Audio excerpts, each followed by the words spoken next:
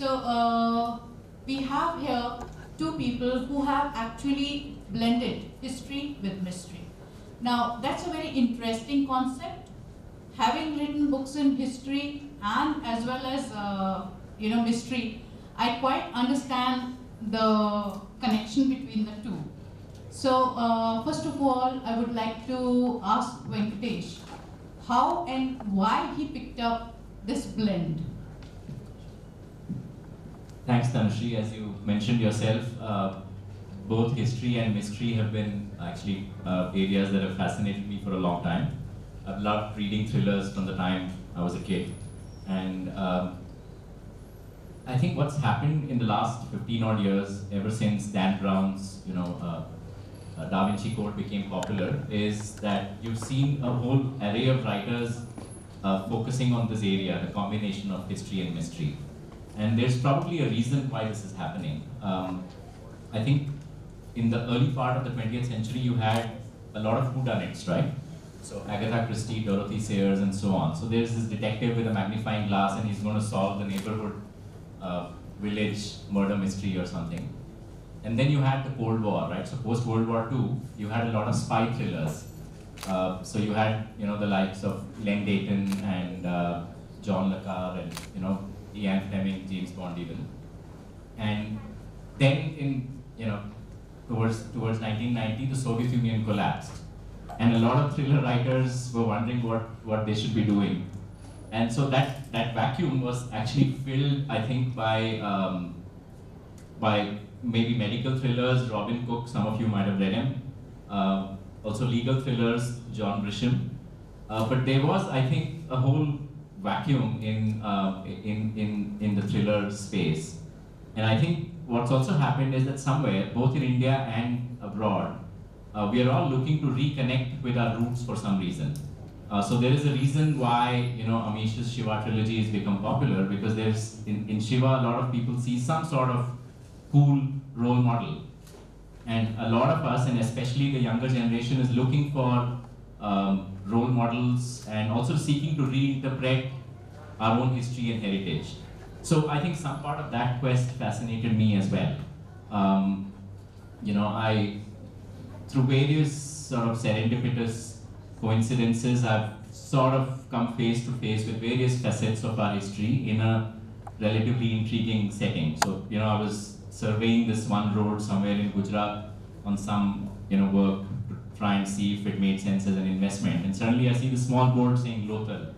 And I immediately got reminded of our college or our school textbooks. Lothal is this Indus Valley civilization site, right? So, and it's just small, decrepit signposts. So I asked the driver to take a detour, and I go there, and there is this 4,000 or 4,500-year-old site just lying there. There's nobody around, and there's a small museum with one single caretaker, and I read up a little, in the museum, and it turns out that it is the site of one of the oldest ports in the world. So I asked him, where's the port?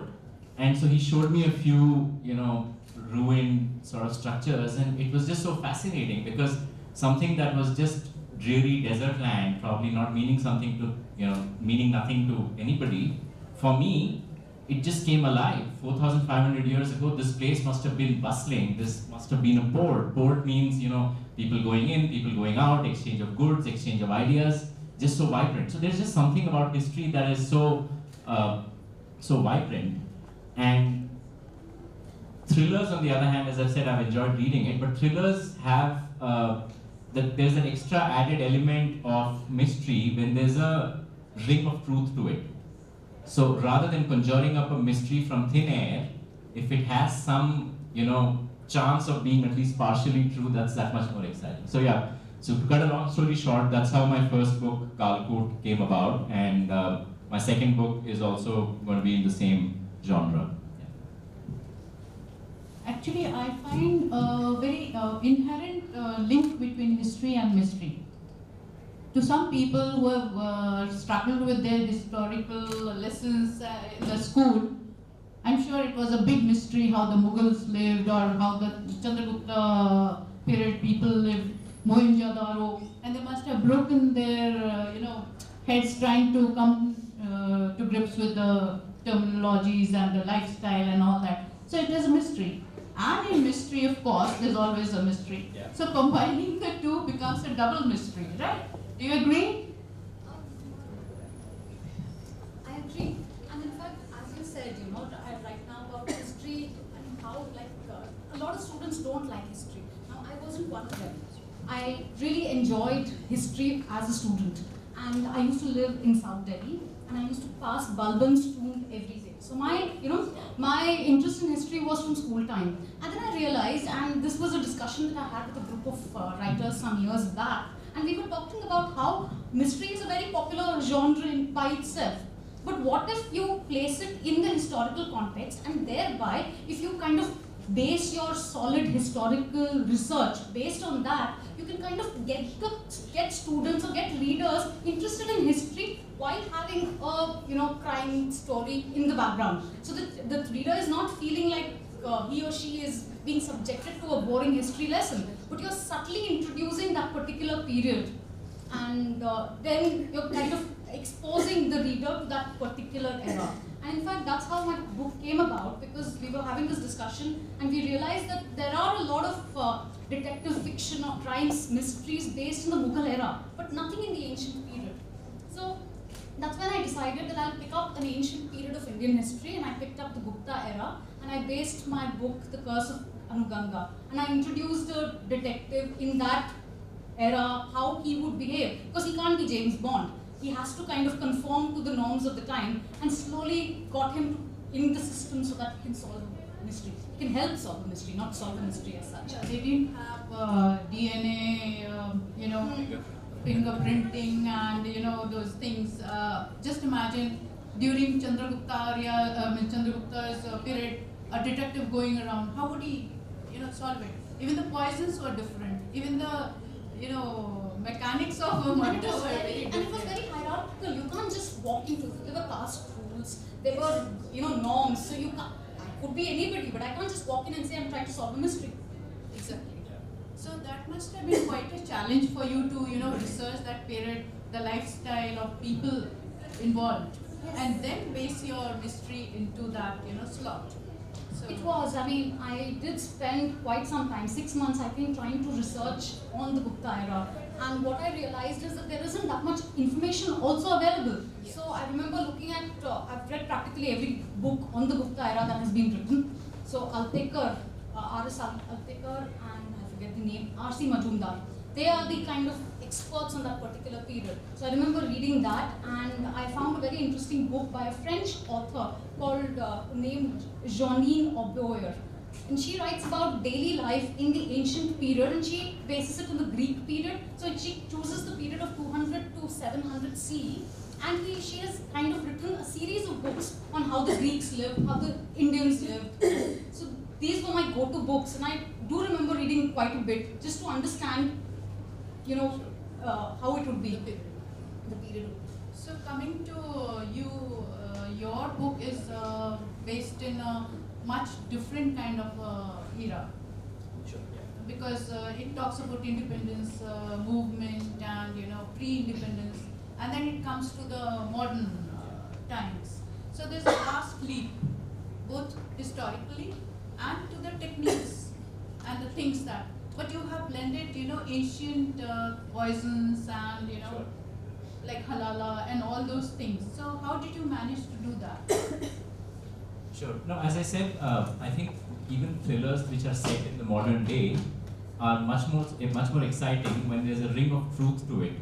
And when you go back in history, there are certain gaps in the narratives here and there, and it's in those gaps that a thriller writer thrives, because it's in those gaps that you have space to engage with your own imagination and create things which could be interesting. So, just talking about the independence movement, right? So, many of you who are from Bombay might be familiar with August Kranti Chowk. Yeah, what used to be known as Gowalia Tank. So, during the Quit India movement, the flag was hoisted there by a few people because Gandhiji, Jawaharlal Nehru, Sardar Patel, everybody was under arrest. So there was this woman called Usha Mehta. She was, I think, 20 odd years old. She told her father, I've got to take part in the freedom movement. All the biggies are gone. They're all in jail. And she left home and she didn't return for a few weeks. And she was one of those who hoisted the flag there. So what did she do in those few weeks? So she actually set up a secret radio service, and she would change locations every few hours because the British used to be just a few steps behind. So she would change locations every few hours, and she evaded, capture for a few weeks. And in those few weeks, because with all the leaders gone, those speeches and songs and everything on that secret radio service were a huge source of inspiration for people. Finally, she got arrested because somebody betrayed her.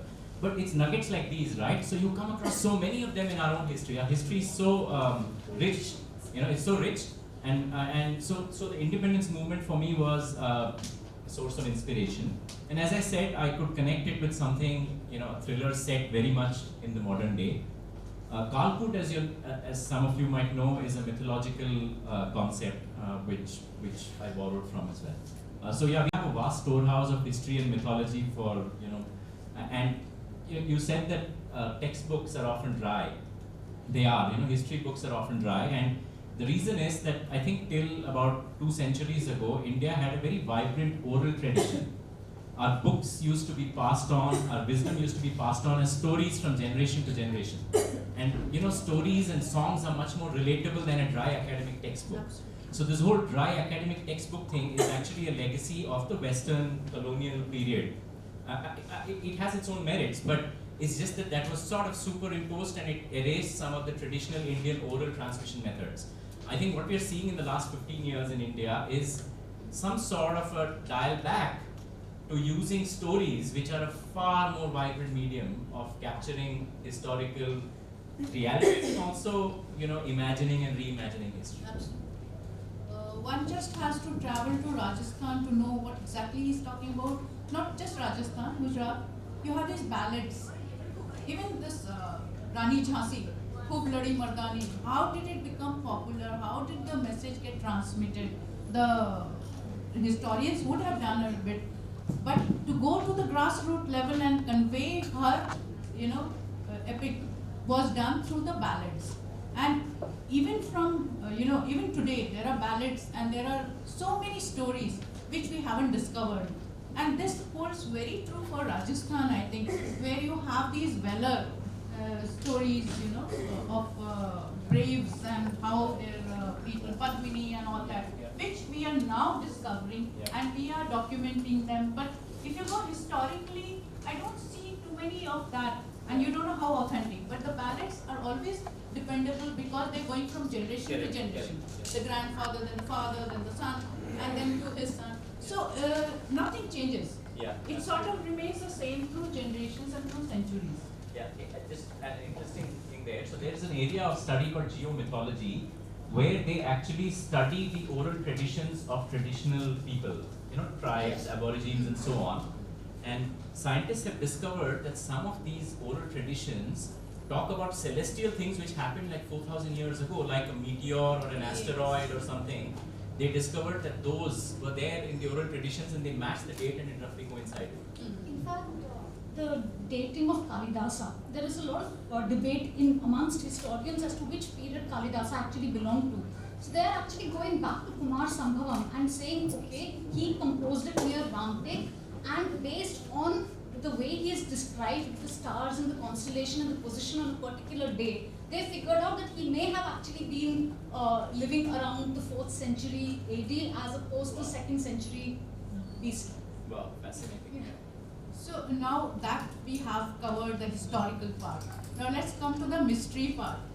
Okay, so basically, if you try to combine some kind of murder or something, you have to really go into forensics and things like that, because I have realized that the hard way.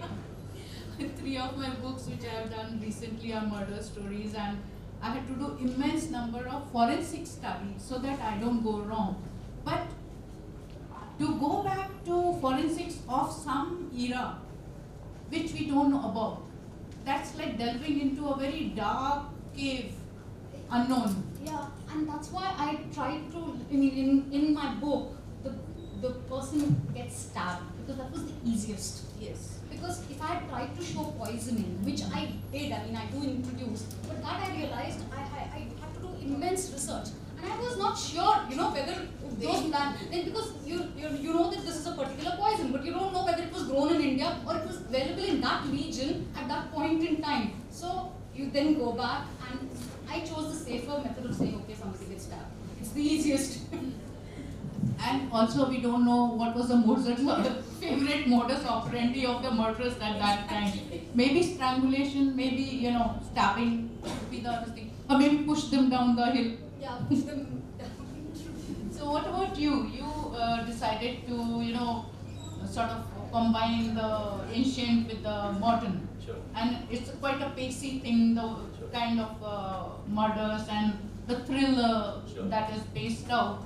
It talks about very modern things like biological warfare and things like that. So could you just tell us a little bit about your, travel in time capsule from one era to the other? Sure. So I think books about larger conspiracies have always fascinated me. So it's not surprising that I chose a conspiracy which could be large enough to, maybe impact all our collective futures as one of the themes of the book. While reading up for this, I read up a lot of white papers, talked to a lot of scientists, professors, etc. on all sorts of things ranging from nuclear weapons to chemical warfare to biological warfare. And I must tell you, at the end of it, I was really scared because it seems to be so easy to do this stuff. That was the first thing that hit me. Oh my God, it's that easy. It's scary. That is really scary. But yeah, I spoke to a lot of people because what I read had to be, and what I put into the book had to be very accurate. It had to be a plot that is plausible, so it can actually happen. But at the same time, it is grand enough to be, it's not just something that's happening next door to you, it's something much bigger than that. So yeah, I spoke to a lot of people and I read up a lot. And some of the stuff is quite scary, actually. So, you mentioned biological warfare, so I might as well let a little bit of the cat out of the bag. Did I? No, it's okay. Forget it. I didn't speak about No, biological but warfare. the sort of weapons we are talking about, a few kilograms, can wipe out the Earth's population. They exist. That's the scary part. And this is not a one-off. There's a whole bunch of things, and all of these exist. So we live in very dangerous times. So it's scary at one level, but obviously for a thriller writer, it gives you more fodder. When he talks about scary, I'm reminded of research that I carried on for my book. It's the first kind of a fiction thriller. It's the first one in India. It's a cli-fi thriller, which is unheard of. And people just ask me, how can you turn a weather change into a thriller? And the amount of research we have to do for that, and the tremendous possibilities that can be, the outcome of such research, when you can control weather and subject nations to droughts continuously for a long time, or create tsunamis just by controlling the weather. It's really scary, as is the biological warfare. So these are the times we are living in. So we have, if you really go beyond the normal news and you really look at the fine print, you find a whole lot of such indicators where things are taking place which are beyond the normal. Yeah. Normal news is also very censored, no? Because I think most governments withhold a lot of information, and it's not just in one country. So what we see in the newspaper is just a very edited and a very cleaned, whitened version of stuff. So Harini, when you talk about the murder in Anuganga, and you talk about the jeweler's son who was interested more in, doing something than following the father's footsteps. So I guess you must have wanted to do something else other than writing, or did you switch lanes and decide to be a writer? Well, I've done a lot of things, and it's because I think I'm a very restless person. So I get very bored if I'm doing the same thing for too long. So I've changed too many lanes across my career. But writing was something that I always wanted to do, because when you read a lot, you think, okay, I can write also. So then, because of my association with books throughout my career as I've studied English literature and I've been an editor. So I always wanted to write. It was just a matter of I didn't know whether the writing would be good enough or not. But yeah, writing is something that I want. So here is an inspiration for all who want to change track from IT to, of course, we have too many IT guys in, doing. It's not as scary as it looks. So the question was mainly for people who are wanting to switch careers and want to do something other than what they are, and whose hearts lie somewhere else. What about you, Venkatesh? You have been an investment banker from what I saw. Yes. Well, that's so different. Just imagine the share market jumping up and down. That's thrilling enough for you. So how did you think of writing a thriller from, switching from? I'm sure you're still doing that. I'm still doing Because you make the money from there, not from writing Mario. He doesn't make the money, he makes it through the Sensex jumping up 2,000 points yesterday. Yeah, so you're right. Actually, real life and corporate life, I think, has its own share of thrills. And I must say that some of that, actually a lot of that, fed into the book as well. So I've been, I've had this sort of dream of wanting to write for a long time. And a few years ago, I was traveling a lot on work, so that gave me time on flights and in hotels where I would just sit down and write. So that's how the writing actually came about. But I think I view, corporate pursuits as not being, separate from writing, because often a lot of the experiences that you have, it's like, if I decide that I'm going to take a week off and just write, no idea comes to me. I don't know why. It just hasn't happened. It's out of your control. See, writing is something what I believe. Like Venkatesh, I have a job and have a real life career which is separate from writing. Writing is something that you need to do on a daily basis, I believe. And as he says, I tried sitting at home for a month and just writing, and I just failed at it.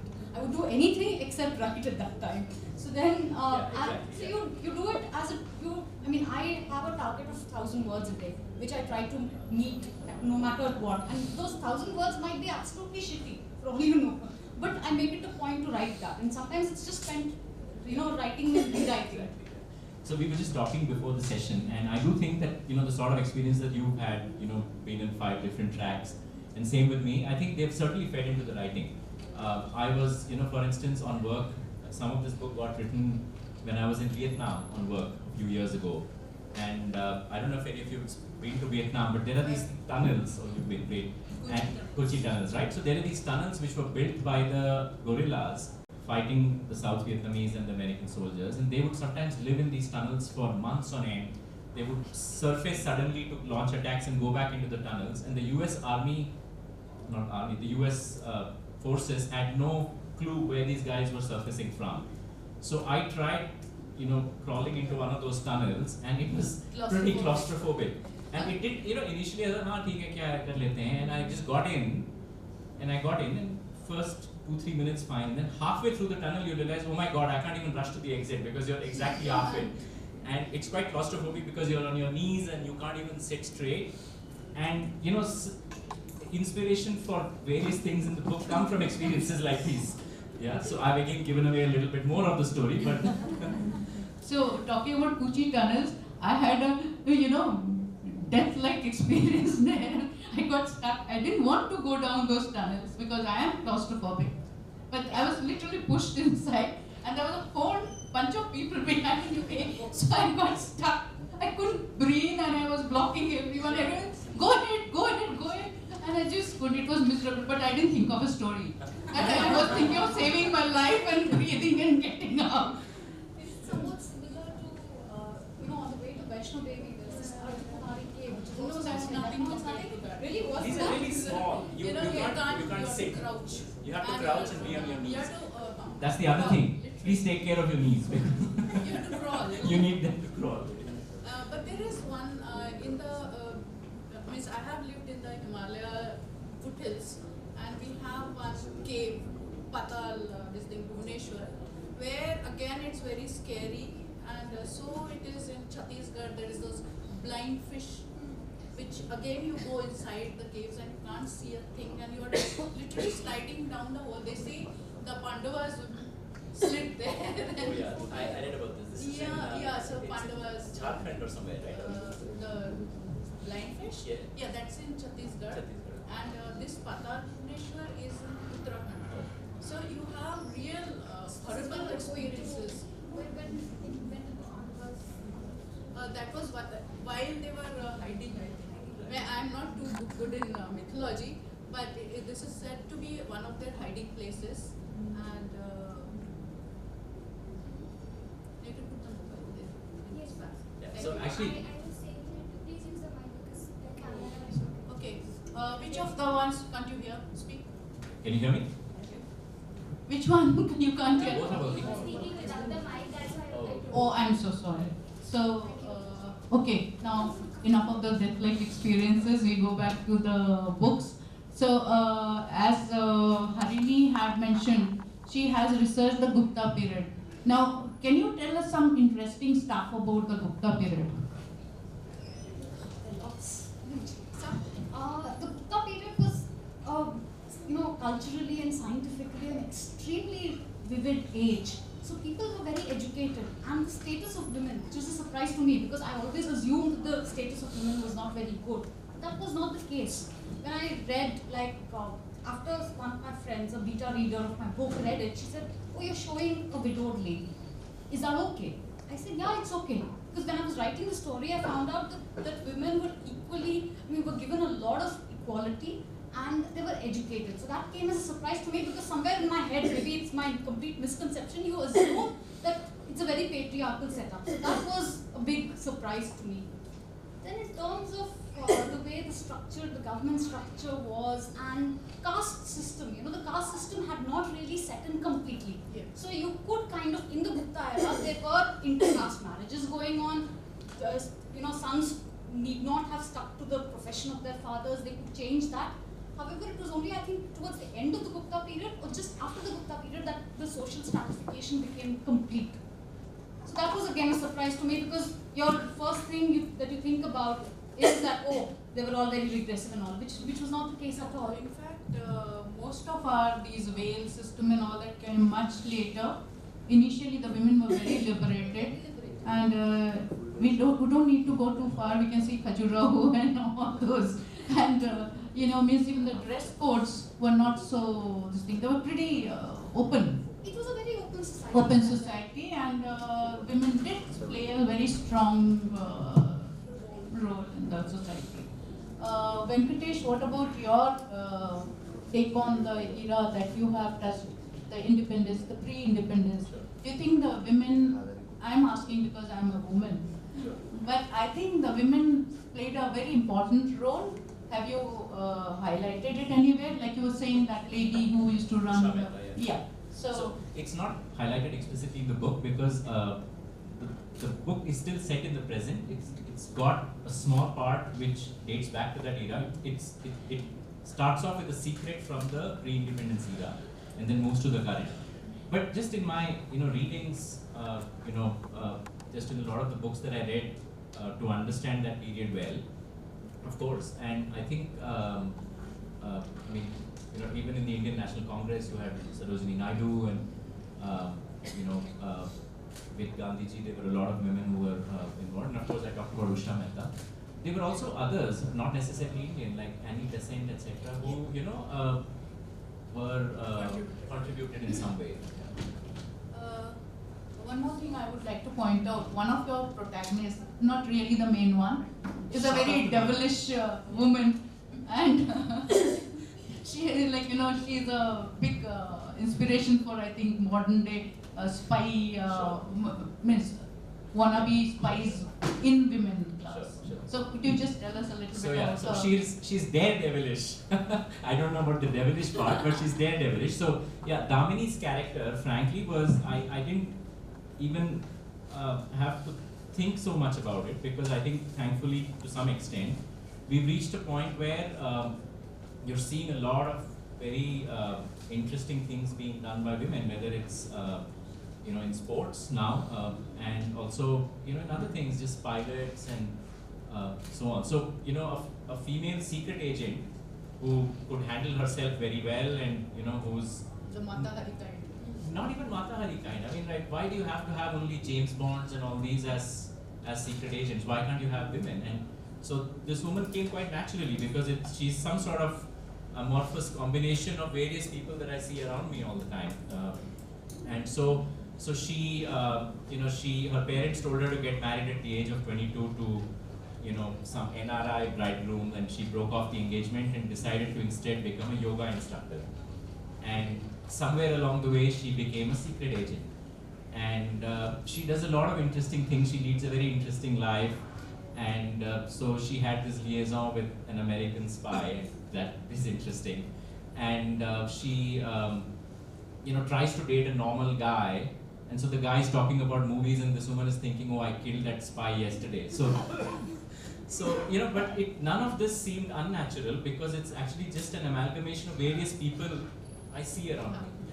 Talking about your interesting character, Damini, one of the most interesting women characters, female characters that I've read is that in a book called Urnabhi by Sumedha Verma Oja. I mean, she's a Ganika, the main character, and she's amazing. She's a spy too. Wow. And she's an extremely fascinating character. Wow. 10 minutes. Any questions? And thereafter we will have a little quiz with a giveaway. So if anyone has a question, please raise your hand and ask. Hello. I'm a writer. My stories have been published in various anthologies. So the last story I wrote about was about historical Indian fiction. So it was about the Indus Valley civilization. And I wanted the archaeologists to find the old seals, and he would be able to read it and read the story about the past. But then I found out that these seals cannot be deciphered. So how much can we play with history? Like, does it have to be accurate, or you can just make up? There are two views to it, because part of it, some things of course you can, because as a writer, and especially if you're calling it fiction, you can, creatively imagine. But and then there is the other view. That's the view I subscribe to, because if I were writing something on Indus Valley civilization, I would not tamper with the fact that these symbols haven't been deciphered. I would keep it like that. But of course, use my imagination to create a story in that time. So, but I also have heard of the other view where they say it's okay, it's just fiction anyway. You take history, you can speculate, it's your creative imagination, so feel free. So, one thing here is, so first of all, it has to be plausible. Otherwise, it's not fiction. It's fiction, but it's more fantasy than fiction, right? So, if there's something supernatural or something that's clearly out. The other thing is, you have to, I think, stick to the boundaries of whatever is known. So, for instance, if I want to say that, Gandhiji, there was one particular day when Gandhiji nobody knew where he was, and he met somebody interesting or intriguing, I have to be absolutely sure that there is no documented record of what he did on that day. Otherwise, it would fall flat. So, I have to read everything and make sure I know the limits of what is known. It's beyond the limits of what is known that you have creativity. So, for instance, I have a point here. As an author, I feel we are very responsible about the kind of image we are creating. You cannot play around with historical facts. I feel that. It's happening. Now it's happening. People are taking freedom. You can, turn mythology to your way of thinking. Okay, what Sita did and all that. But history, it tantamounts to disturbing what really happened in the past. We can't say that. It's not morally correct to distort history. So where historical facts are concerned, I think one should stick to the facts. yeah, no, fair point. Yeah. And I have one more question. Aside from the internet, what other sources of research are there? If you want to research about any historical period. So, a fair number of white papers are available on the net. Books also now with Kindle and everything, you can just buy them online. The other thing, of course, is to talk to people who are experts in the field. That I found to be quite useful. So, researchers, historians, professors, etc. What are white papers? White papers are, scholarly articles which have a responsibility to be accurate.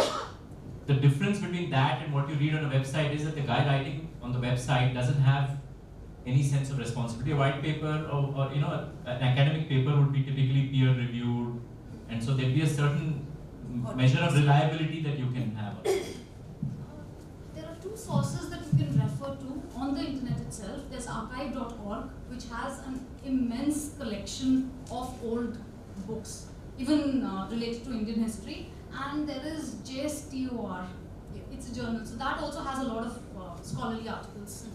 Yeah. And there is actually a publishing house based out of Delhi, I'm forgetting the name right now, who actually reprint a lot of old manuscripts. So a lot of the ancient Buddhist and Pali texts, they have it in neatly bound, I'm forgetting the name of the publishing house, but they're based out of Delhi. One thing we need to remember is Wikipedia is not always authentic. So if you really want to be credible as an author, I have been writing for more than 30 years. And I wouldn't risk my neck with Wikipedia information. The best source would be, to go back to the old tomes. But then history also has a way of changing as it, from generation to generation. The British saw things in a different manner, and most of the books we have read on are, created historians who belong to the British regime. So this thing is very, colored. And that is the reason you need to take a balanced view. Just go to the libraries, that is what I do. And consult lots of books before you make up your mind which is the right one. There are so many LitFests taking place. This is an international one. There are national ones. There are state levels, even coming down to district levels. And besides, this is the 7th edition of Pune LitFest. Are you promoting writers or are you promoting authors? Today, the situation has changed drastically. I have attended so many, and I find that today there are more writers than readers. What do you have to say on this? I won't answer that. I think I'll leave it to the fest organizers of every part to answer that. That's not in the purview of our discussion. Anyone else? Swati? Yeah. I had a question that, do you find sometimes that you have really interesting historical facts that you want to get out, and how do you fit it into the story in that case? Actually, in my book, The Curse of Anuganga, there is this very little known anecdote about the Gupta period. It's come up in Bana's Devi Chandragupta. So this, like after Samudragupta, there was a king. Apparently, there was another son called Ramagupta, whom Chandragupta killed. Now, I found that entire episode extremely fascinating. So, what I did was, if you read it, and that's letting out the actual story. this is a part of the conspiracy that takes place in which leads to the murder of the main character. So yeah, so you do read a lot of facts, and you're like, okay, you can cook up an external story around this particular thing without distorting this. So even in the book, I've kept these basic facts about the murder of Ramagupta, the killing of Ramagupta by Chandragupta, and incorporated it into it. Swati, you did say something that you want to bring out something about history, but it may not fit into the story? Okay. Now, that's a thing that is faced by most authors. I have faced it many times when I was doing the Mughal history. You want to give out a lot of information because you have researched. Now, one thing I realized, after you write, say, 500 pages of well-researched, you put in everything, you actually take out everything, use very little, and because the reader will abandon the book. It is not a research paper. So use judiciously the points of main interest and weave your story around it without disturbing the historical facts. You put too much of research work, it becomes dry. So we do research a lot. We like to put it all there because we have learned so much. But you got to, prune it down and make it readable. Yeah, I agree with what you said.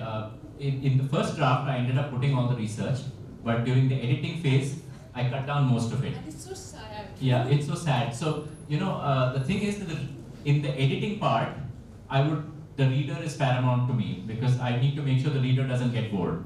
In the first draft, however, I'm just writing whatever comes to my mind. I don't think of the reader, I'm just writing what comes to me. But yeah, you have to get rid of it. So that is the problem I face because I've been an editor. So for me, writing is is very difficult because I write one paragraph and think, okay, this is nonsense, cut it. So I did not face the challenge of putting too much history. Instead, I had all these blank spaces and I said, okay, is this correct? I need to go and verify. So there's one more suggestion which I did. I had done a lot of research for my first Mughal book, which was Nurjahan's Daughter, and I had tomes and tomes of photostated stuff and this and that. So I realized if I put it all in one book, no publisher is going to take it. You won't believe my next book, Escape from Harem, came out from part of the research that I have done, and there's enough research work to take me 5 more books ahead. So do that.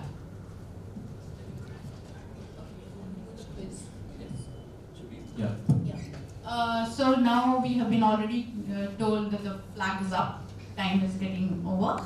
So we'll do the quiz round. The authors will ask you questions, and whoever gets the reply, gives the right replies, gets a book from them. Okay, so the first question is about my book. It's actually about the title, Kalkoot. So what does Kalkoot stand for in Indian mythology? Whoever answers correctly gets a copy of the book. If you don't know, you can still guess. So I'll give you clues in case you're not able to get it. It's a mix of time. It's a mix of time. Okay, good guess, but that's not the right answer. So the first clue is it's related to the Samudra Manthan episode mentioned in the Indian Puranas. Is it the poison which came out the first? Perfect. Yes, and you get a copy of the book.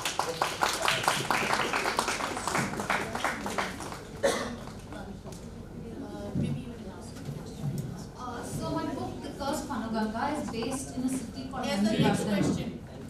It's based in a city called Nandivardhana. Okay. So The Curse of Anuganga is based in a city called Nandivardhana. It was called Nandivardhana then.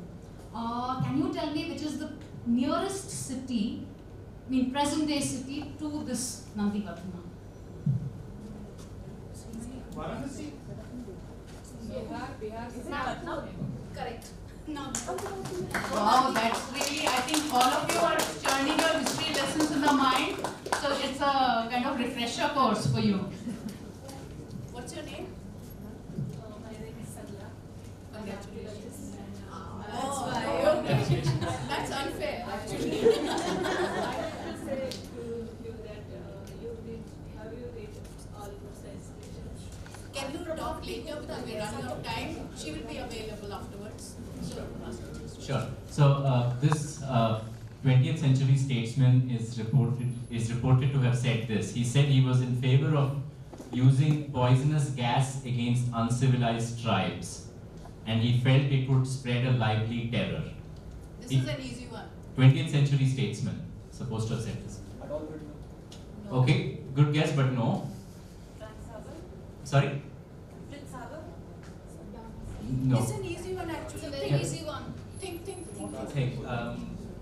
He also said that he thought Indians were a beastly people. Sorry. Okay. I think Now you one just of put you- wrong thoughts. I told you it I was think an it's easy one. the lady on the left and Yes. yeah, that's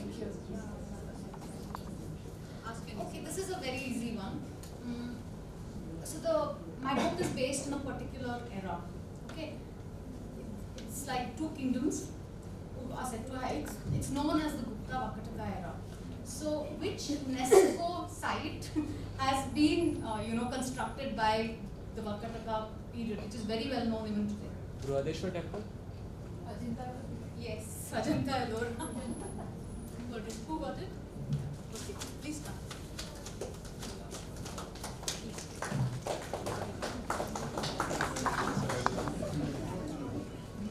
Okay, so this is the third question and the last one for Kalkoot. So this Indian king is supposed to have set up a chamber of torture where the inmates, the prisoners, were made to undergo the 5 great agonies.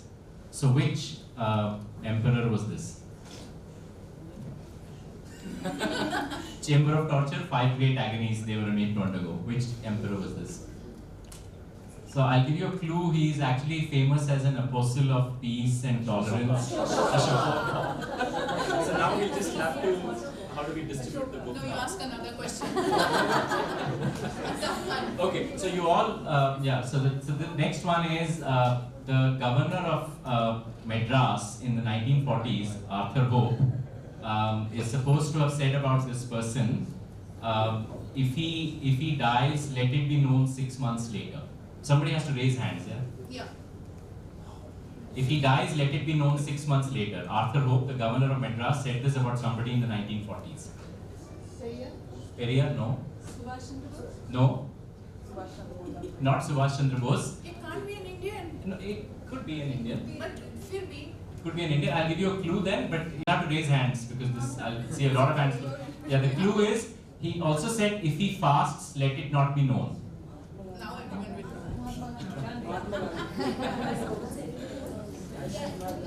Oh, is that right? Oh, fine. Yeah. He's younger, so he. Thank you so much. I hope you enjoyed the session as much as we enjoyed putting it before you. And please, in case you people are impressed by the discussion, do go and buy the author's copies and get them signed. So, thank you. Thank you. Thank you so much. It was such a gripping session. Thank all the speakers. Thank you so much.